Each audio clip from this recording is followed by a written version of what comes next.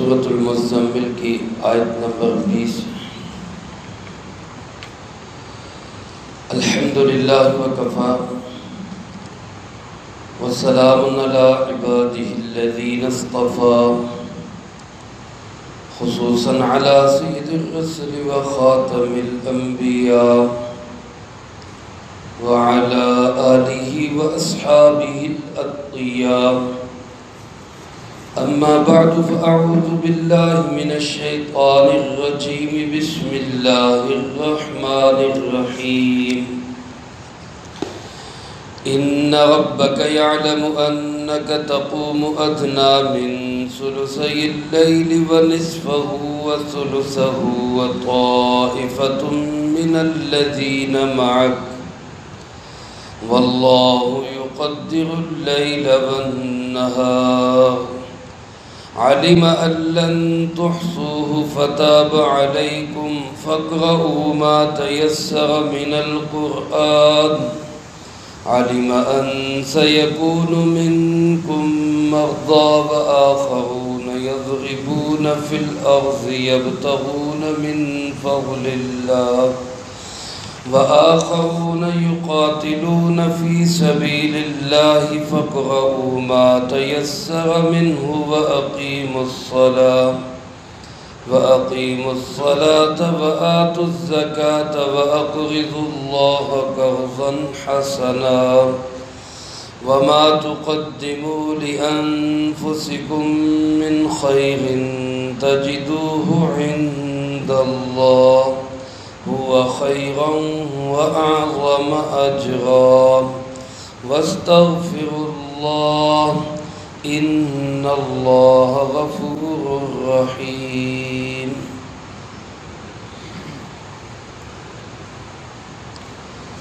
اس سورۃ المزمل کی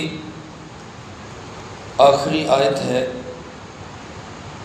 اور پورا رکوع ایک آیت پر مشتمل ہے۔ اما جان سیدہ عائشہ صدیقہ رضی اللہ تعالی عنہ فرماتی ہیں کہ اس سورۃ مبارکہ کا پہلا رکوع نازل ہونے کے تقریباً 1 سال کے بعد یہ دوسرا رکوع نازل ہوا ہے، یعنی پہلے اور دوسرے رکوع کے درمیان تقریباً 1 سال یا 8 ماہ کا وقفہ ہے۔ پہلے رکوع میں آغاز کے اندر وہ بالکل ابتدائی دور میں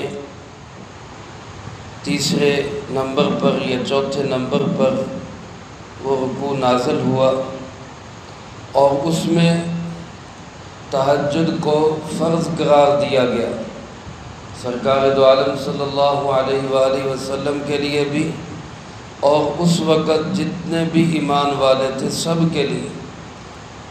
اس طرح فرض تھی تہجد کہ اس میں کم و بیش رات کا تہائی حصہ یا آدھا حصہ یا 2/3 حصے جاگنا بھی ضروری، اور اس میں قرآن کریم کی طویل قرات بھی ضروری قرار دی گئی۔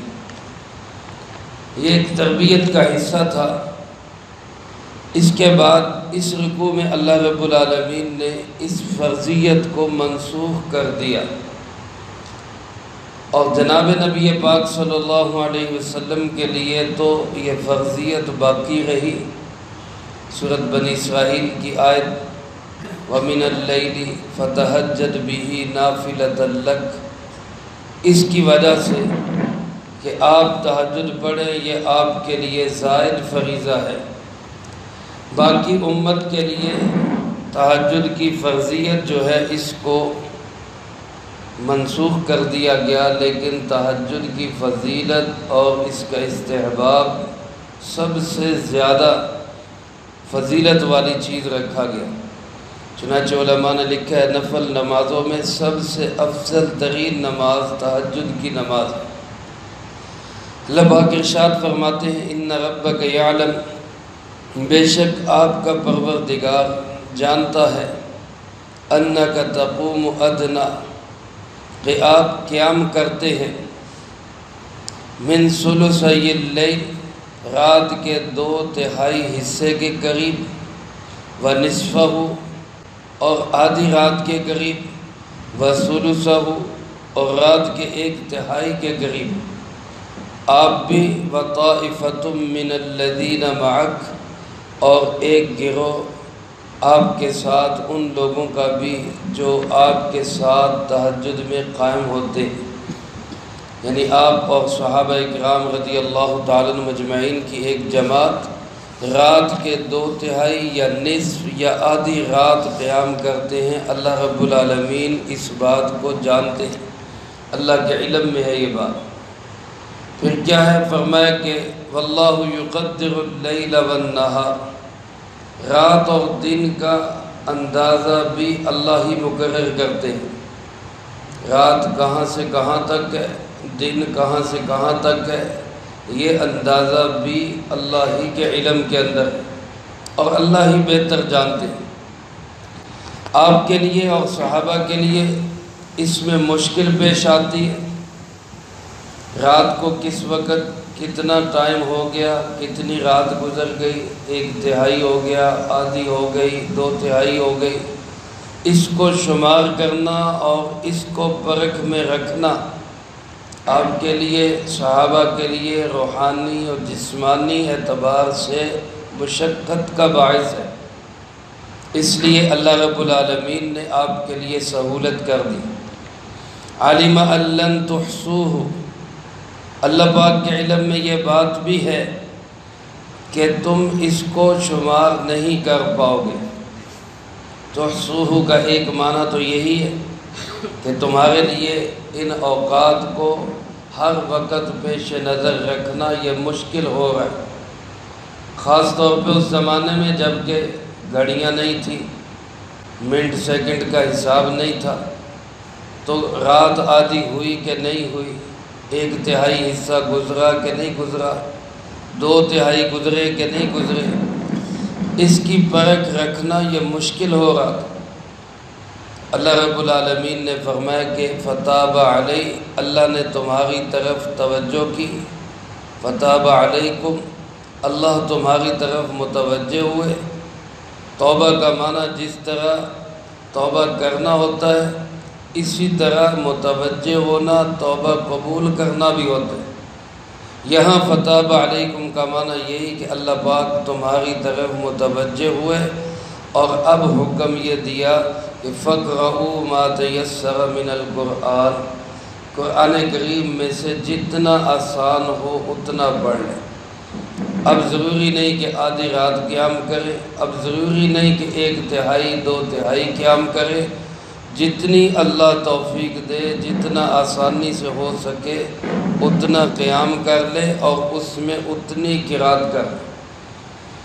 ایک معنی تو علماء نے تحصوہ کا یہ لکھا ہے، اور دوسرا معنی یہ لکھا ہے کہ اللہ کے علم میں یہ بات آ گئی کہ تم اس کی پابندی نہیں کر سکو گے، تمہارے لیے یہ مشکل ہو جائے گا۔ روزانہ آدھی رات قیام، روزانہ 1/3 قیام، روزانہ 2/3 رات قیام، اور پھر ساری زندگی جس میں گرمی بھی ہے، سردی بھی ہے، بیماری بھی ہے، صحت بھی ہے، مشکل حالات بھی ہیں۔ آگے اللہ پاک نے انہی حالات کا بھی تذکرہ کیا، لہذا اللہ پاک نے اب اس حکم میں ترمیم کر دی۔ یاد رکھیں، دنیا کے اندر قوانین میں ترمیم ہوتی ہے تو وہ اس لیے ہوتی ہے کہ پہلے قانون کی ساری خوبیاں اور خامیاں پتہ نہیں ہوتی، کیونکہ انسان ہے، ایک ترمیم کرتا ہے، پھر اس کے بعد پتہ چلتا ہے نہیں اس میں اور ترمیم ہونی چاہیے، اس میں اور اضافہ یا کمی ہونی چاہیے، جبکہ اللہ رب العالمین تو علام الغیوب ہے، سب حالات کو، مستقبل کو، ماضی کو اچھا جاننے والے ہیں۔ تو پھر اللہ کے قوانین میں ترمیم یہ کیوں ہوتی ہے؟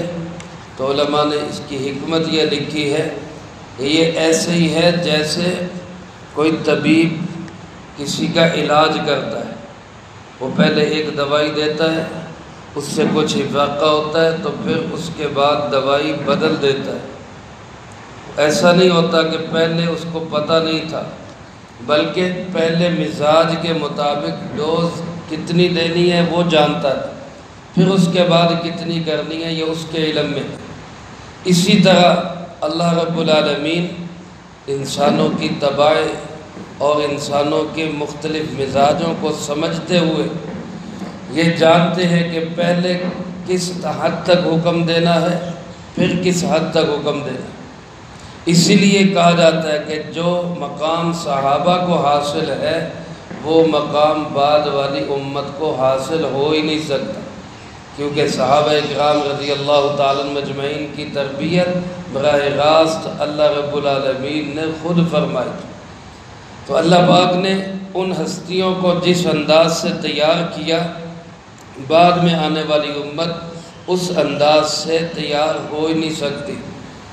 تو فرمایا اللہ پاک نے اپنے حکم میں نرمی کرتے ہوئے، اللہ پاک فرماتے علم ان سیکون، اللہ کے علم میں ہے یہ بات کہ کچھ لوگ ہوں گے منکم مرضی، جو تم میں سے بیمار ہوں گے، وآخرون یضربون فی الارض، اور کچھ لوگ ہوں گے جو زمین میں سفر کریں گے، یبتغون من فضل اللہ، اور اس سفر کا مقصد اللہ کے فضل کو یعنی رزق حلال کو تلاش کرنا ہوگا، وآخرون یقاتلون فی سبیل اللہ، اور کچھ لوگ ہوں گے جو اللہ کے راستے میں جہاد کریں گے۔ تو ان سارے حالات میں اس طرح تہجد کی بھی پابندی کرنا، آدھی رات، تہائی رات، 2/3 رات، یہ مشکل ہوگا۔ اس لیے اللہ پاک حکم یہ دیتے ہیں فَقْرَؤُوا مَا تَيَسَّرَ مِنْ، جتنا آسان ہو قرآن کریم اتنا پڑھ لو۔ یعنی اب ضروری نہیں کہ 1/3 رات جاگے، آدھی رات جاگے، 2/3 رات جاگے، جتنی اللہ توفیق دے اتنا جاگ لیں اور اتنا ہی قرآن کریم کی قرأت کر لیں۔ لیکن اس کے ساتھ فرمایا وَأَقِيمُوا الصَّلَاةَ، نماز کو قائم کریں۔ علماء نے لکھا ابتدائی اسلام میں 3 نمازیں فرض تھی، ایک تہجد کی، ایک صبح کی اور ایک عصر کی، قبل طلوع الشمس و قبل غروبها، سورج کے طلوع سے پہلے اور غروب سے پہلے۔ چونکہ یہ ابتدائی نبوت کے دور کی آیات ہیں، 5 نمازیں تو معراج کے موقع پر فرض ہوئی، لہذا اس میں انہی نمازوں کی پابندی کا حکم ہے۔ اور اس کے بعد فرمایا نماز کو قائم کرتے رہیں، وآتوا الزکاۃ، اور زکوٰۃ ادا کرتے رہیں۔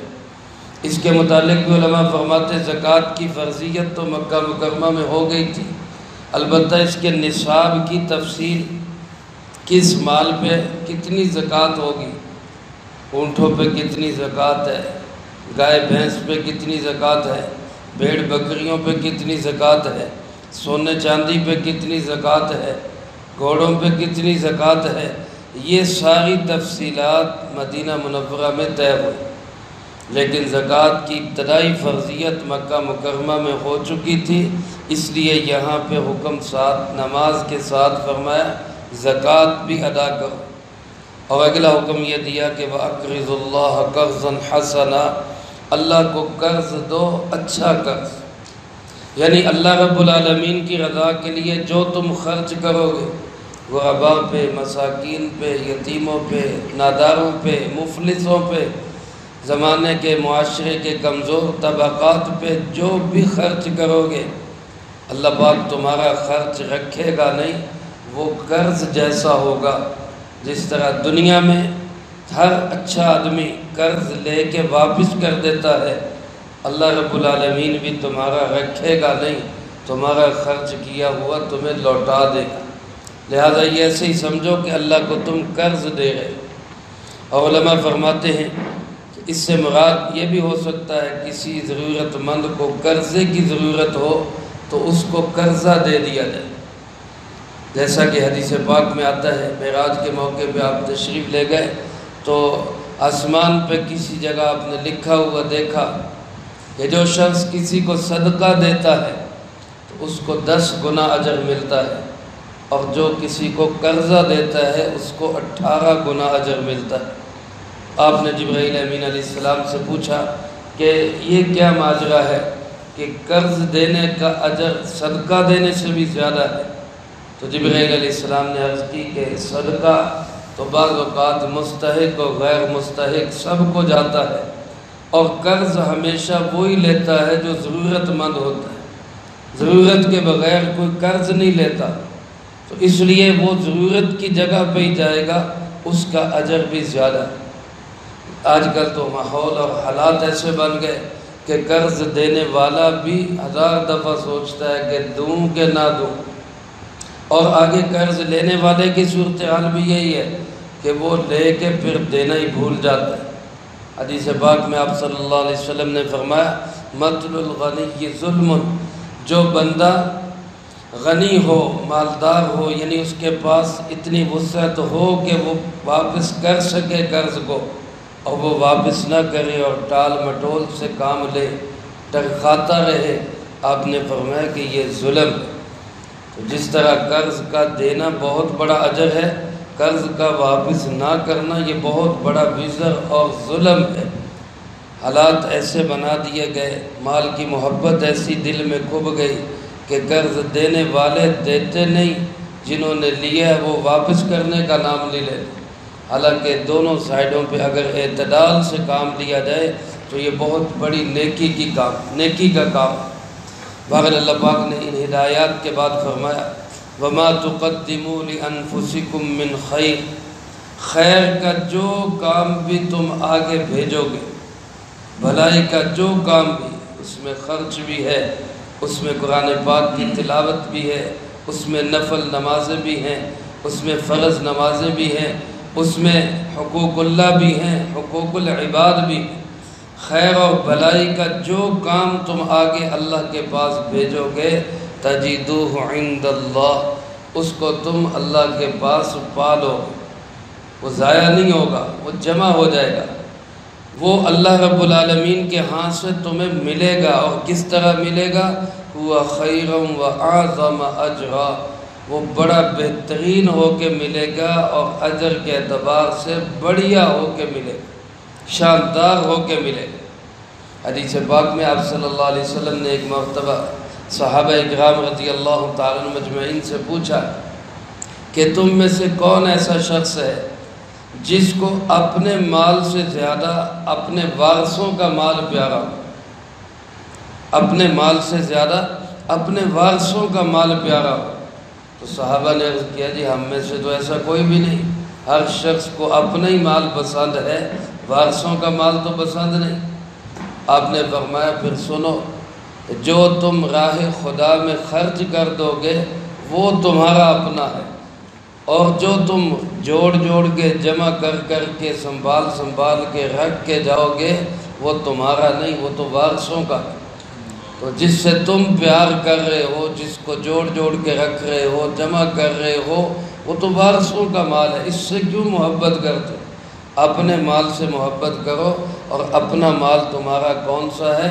جس کو تم اپنے ہاتھ سے اللہ کی راہ میں خرچ کرتے ہو، وہ ہے تمہارا اپنا مال۔ میرے محترم دوستو، ساری بات کا خلاصہ یہی کہ وقت ہو تب بھی، مال ہو تب بھی، صلاحیتیں ہوں تب بھی، ذہنی جسمانی اپنے اندر خوبیاں ہوں، وہ سب راہ خدا میں اللہ کے دین کے لیے خرچ ہوں گی تو آخرت میں اس کا زبردست مول پڑے گا۔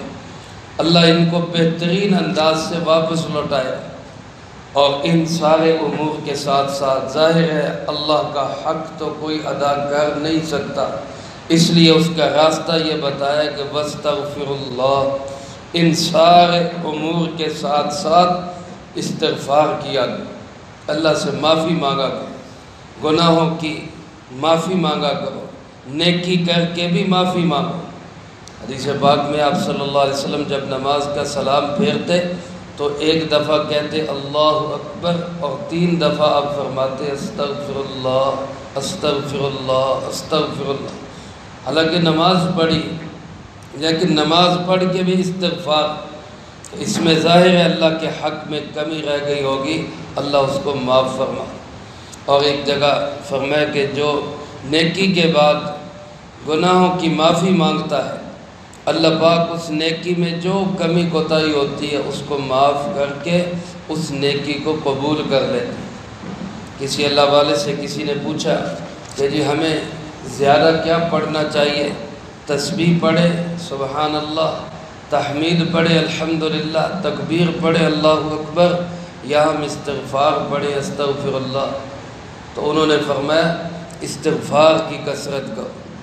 فرمایا استغفار کی حیثیت ایسے ہے جیسے صابن کی حیثیت ہوتی ہے، اور کپڑا گندا ہو تو گندے کپڑے پہ صابن کے ساتھ صفائی کر لے، اس کو اچھی طرح دھو لے، تو پھر خوشبو نہ بھی لگائیں تو وہ کپڑا اچھا لگتا ہے۔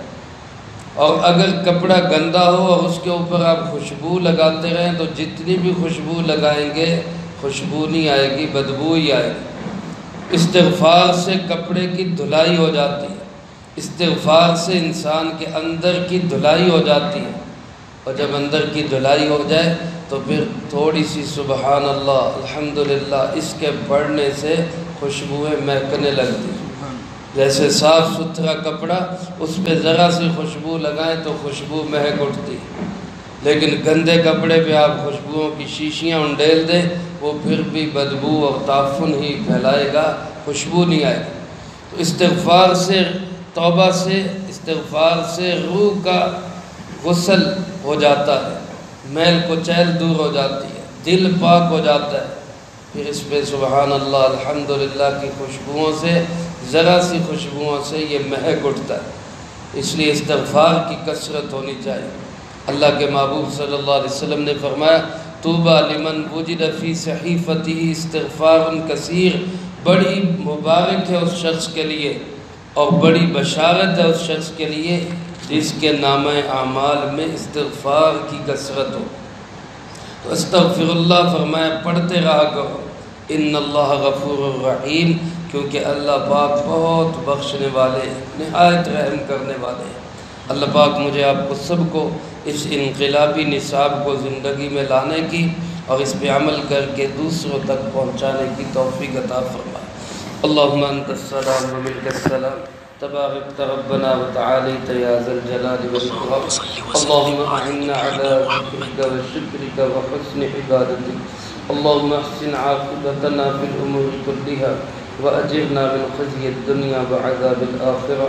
اللهم باقية كباقية الوليد، اللهم استر عوراتنا وآمن روعاتنا، اللهم إنا نجعلك في نحورهم ونعوذ بك من شرورهم، اللهم اكفنا بحلالك عن حرامك وأغننا بفضلك عمن سواك، اللهم اكفنا كل مهم من حيث شئت ومن أين شئت، رب اغفر وارحم وأنت خير الراحمين، رب ارحمهما كما ربياني صغيرا، اللهم ربنا تقبل